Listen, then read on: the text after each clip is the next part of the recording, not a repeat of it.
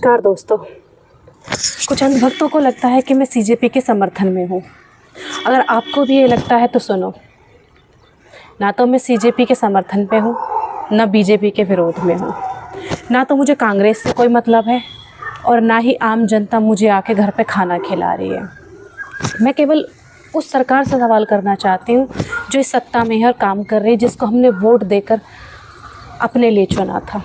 क्योंकि संविधान का अनुच्छेद 19 हमें यह अधिकार देता है कि हम अपनी सरकार से सवाल कर सकें।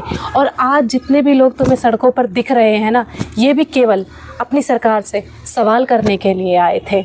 सीजेपी कोई प्रोपोगेंडा हो सकती है, कोई चाल हो सकती है राजनीतिक, उनका उद्देश्य कुछ और हो सकता है, लेकिन उस प्रोटेस्ट में शामिल हुए वो 10वीं और 12वीं की क्लास के बच्चे, 16 साल के बच्चे, पुलिस प्रशासन उनको बिना देखे हुए मार रहा है कि उनकी उम्र क्या है, उनका जोश क्या है। मुझे समझ नहीं आता कि सरकार की फेंकी हुई रोटियां खाकर कोई अपने आप को इतना बड़ा कैसे समझ सकता है। क्यों वो भूल गए कि उनके भी घर में बच्चे हैं? कल को अगर उनके बच्चों पर ये बात आती है, क्या तब भी वो ऐसे ही चुप रहेंगे?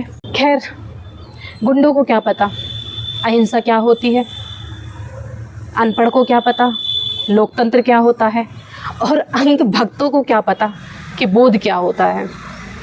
सीजेपी का उद्देश्य कुछ भी हो, लेकिन मैं इतना जानती हूँ, वो सोनम वांगचुक जो अपनी ज़िंदगी से निकलकर हमारे लिए लड़ने आए, उनकी नीयत और इरादे साफ थे। अब खुद सोचिए ना, कल को जब कोई अनपढ़ आपके भवन का निर्माण कर रहा होगा, कोई अनपढ़ आपका इलाज कर रहा होगा, और कोई अनपढ़ जब देश चला रहा होगा, तो उस देश का भविष्य क्या होगा? ये सारी चीज़ें देखने की बजाय हम पता है क्या देख रहे हैं कि 20-22 दिन से भूखा इंसान ऐसा तो नहीं दिखता जैसे सोनम वांगचुक दिख रहे हैं।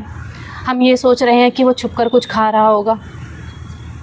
कुछ लोगों को ये भी लग रहा है कि ये जो स्टूडेंट शामिल हुए इस प्रोटेस्ट में, ये काफिर है, ये किसी पार्टी के कार्यकर्ता है।